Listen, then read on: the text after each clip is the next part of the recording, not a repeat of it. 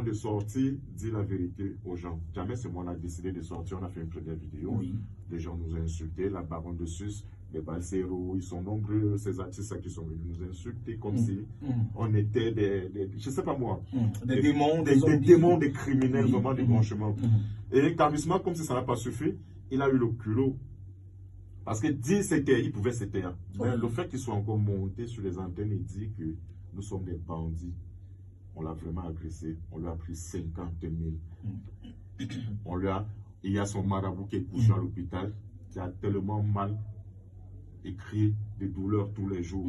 Nous, ça nous a choqué, ça nous a enragé. Et ce qui m'a encore bien choqué, c'est le fait que ma fille soit persécutée à l'école. J'ai dit, alors là, comme c'est déjà à ce niveau-là, moi, je ne vais pas m'arrêter là. C'est petit, il faut qu'il sorte et dire la vérité aux gens. Il est toujours resté dans sa croquée.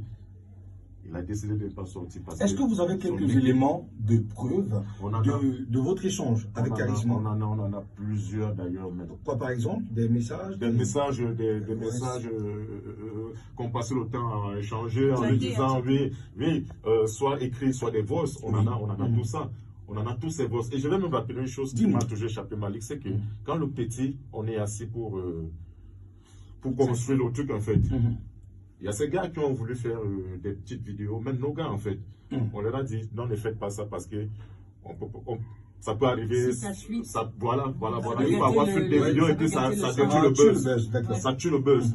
Parce qu'on a arrêté ça. Même les photos, voilà pourquoi vous ne verriez aucune photo de nos échanges avec le petit Charisma. Mais si c'est pour des preuves, des messages, de numérique, on en a tout ça en fait. On en a tout ça, on en a même plus de 50. Alors, il vous a parlé d'un manager qui subitement arrive dans sa carrière. Subitement arrive comme ça, là, sans qu'on ne sache. Quelle est l'histoire derrière ce manager en fait? Est-ce que vous le connaissiez au départ de la transaction? Non. Déjà que quand on s'est assis pour construire le truc, Charisma ne m'avait pas parlé de manager déjà, et je ne lui avais pas parlé d'un manager, n'est-ce pas non plus. Oui. Donc on était assis, on a dit on fait le truc ensemble. Maintenant, lorsque le truc a grimpé, ce soi-disant manager est sorti d'où? Je ne sais, il est sorti de nulle part.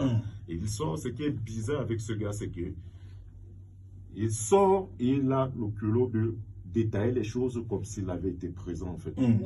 C'est ça qui m'a encore le plus choqué. Jusqu'à dire que Charisma ne peut pas mettre sa carrière en jeu. Donc, quelque part dans un de ses voix, il reconnaît que Charisma lui a dit que c'était quelque chose qu'on avait déjà construit ensemble. D'accord. Mais c'est bizarre parce qu'il revient après dit non. Lorsque un buzz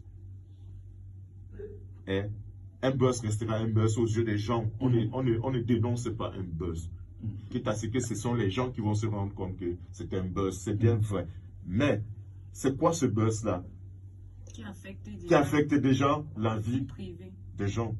Moi, je m'en fous, Malik. Donc, je m'en fous que les gens viennent dire oh, Koubla, tu es bandit, tu es machin, tu es ceci. Mais tant que ça touche déjà ma petite famille, alors là, moi, je ne peux plus attendre.